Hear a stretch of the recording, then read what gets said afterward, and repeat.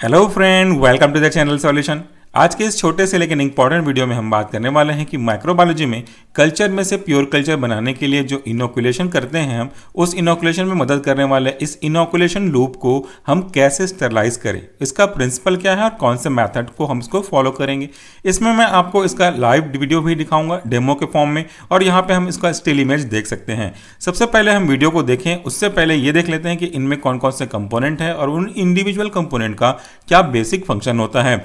ये जो अपने राइट साइड में आप स्क्रीन पर देख सकते हैं, ये आपके इनोकुलेटिंग लूप का स्क्रू है। इस स्क्रू को अगर आप अनटाइट करेंगे तो आप इनोकुलेटिंग लूप के जो ये आपका नाइक्रोम वायर है इसे रिमूव कर सकते हैं, और इसको यहाँ पे फिट करने के बाद अगर आप कसेंगे इसको क्लॉकवाइज तो इसे आप टाइट कर सकते हैं। And this is the handle of inoculating loop. Inoculating loop है क्या, ये भी अगर आप जानना चाहेंगे तो एक ऐसा छोटा सा लूप है नाइक्रोम वायर का बना हुआ, जिसमें हम किसी भी दिए गए सैंपल में से जो कि ऑलरेडी मिक्स कल्चर होगा उसमें से प्योर कल्चर बनाने के लिए, ट्रांसफर करने के हेल्प के पर्पस के लिए इस इनोकुलेटिंग लूप का यूज करते हैं।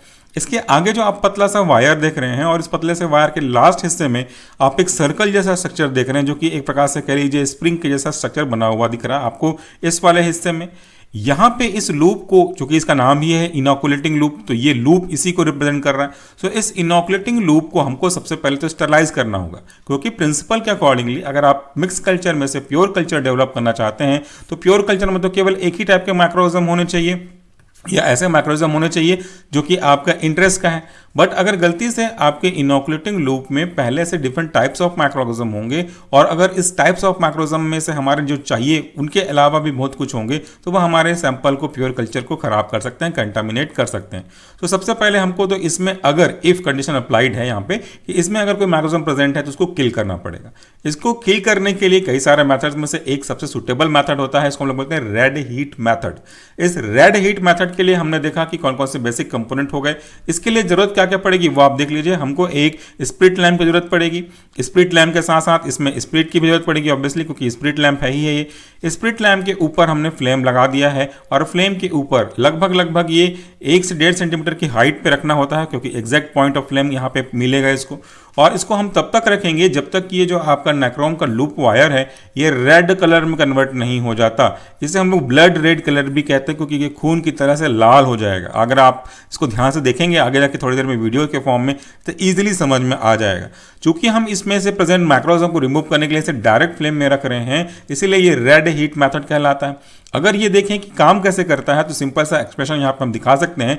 ये अगर कोई माइक्रोऑर्गेनिज्म हम मान के चलते हैं, ये माइक्रोऑर्गेनिज्म अगर हीट के कांटेक्ट में आएगा तो ये जो हीट है वो इनके प्रोटीन को प्रेसिपिटेट और कोएगुलेट तो करना ही करना है, साथ में इनको पूरी तरह से बर्न आउट कर देगा। तो ये जो हमारा प्रिंसिपल है इस रेड हीट मेथड का, वो burning of the microorganism in given sample ये है। तो आपका इनोकुलेटिंग लूप इस तरीके से पूरी तरह से स्टेरिलाइज्ड हो जाएगा। चलिए अब हम मूव करते हैं सेकंड सेक्शन में, जहां पे हम बात करेंगे इसको होते हुए वीडियो के फॉर्म में। सबसे पहले हम एक इनोकुलेटिंग लूप लेंगे जो कि नाइक्रोम वायर का बना हुआ होता है, और इसे हम स्प्लिट लैंप के ऊपर फ्लेम पे रखेंगे। आपको दिखाने के लिए मैं इसे शेक कर रहा हूं ताकि आप इसको चेंजेस नजर आ सके। हालांकि इसको हमको स्टेडी स्टेट पे रखना है जब तक कि ये पूरी तरह से लाल नहीं हो जाता। इसका सिंपल सा प्रिंसिपल है, जब कभी हम किसी भी पतले से वायर को फ्लेम के ऊपर रखते हैं तो ये धीरे धीरे हीट को एक्सेप्ट करके रेड कलर में कन्वर्ट होता है। इसी कारण से इस रेड कलर की वजह से हम इसे रेड हीट मेथड भी कहते हैं। तो इस इनोकुलेटिंग लूप में अगर किसी भी तरह का माइक्रोऑर्गेनिज्म प्रेजेंट होगा तो इस रेड हीट की वजह से डिस्ट्रॉय हो जाएगा। ये सबसे ज्यादा इफेक्टिव स्टरलाइजेशन मेथड में से है, लेकिन केवल हीट स्टेबल सब्सटेंस के लिए। Thank you so much for watching.